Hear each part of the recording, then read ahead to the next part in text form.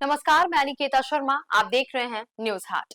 देश की राजनीति में एक बड़ा सियासी बदलाव देखने को मिला है। जी हां, जनता दल यूनाइटेड यानी जदयू के वरिष्ठ नेता केसी त्यागी ने अब राष्ट्रीय लोक दल यानी आरएलडी का दामन थाम लिया है। रविवार को उन्होंने आधिकारिक तौर पर आरएलडी ज्वाइन की, जहां पार्टी के अध्यक्ष और केंद्रीय मंत्री जयंत चौधरी ने उनका स्वागत भी किया। इस कदम को उत्तर भारत की राजनीति में एक अहम मोड़ माना जा रहा है। बता दें, केसी त्यागी ने 17 मार्च को ही जदयू छोड़ने का ऐलान किया था। हालांकि उन्होंने पार्टी छोड़ने की कोई स्पष्ट वजह नहीं बताई, लेकिन इस फैसले के बाद से है कि राजनीतिक गलियारों में कई तरह की चर्चाएं शुरू हो गई थी। वह जेडीयू के गठन के समय यानी 2003 से ही पार्टी के साथ जुड़े हुए थे और उन्होंने संगठन में कई महत्वपूर्ण भूमिकाएं भी निभाई थी। वह पार्टी के मुख्य महासचिव, प्रवक्ता और राजनीतिक सलाहकार जैसे अहम पदों पर काम कर चुके हैं।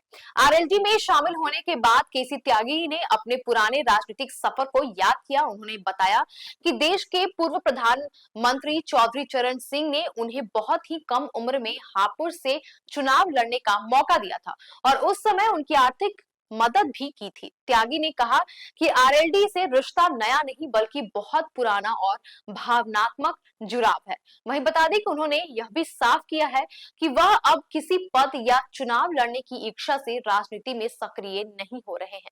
उनका कहना है कि वह आरएलडी में सिर्फ इसलिए आए हैं ताकि जयंत चौधरी को आगे बढ़ते हुए देख सके और पार्टी के विचारधारा को और भी ज्यादा मजबूत कर सके। उन्होंने कहा कि 1974 में जब लोक दल का गठन हुआ था, तब वह उस ऐतिहासिक आंदोलन का हिस्सा थे, इसलिए इस पार्टी से उनका जुड़ाव जो है वो काफी ज्यादा गहरा है।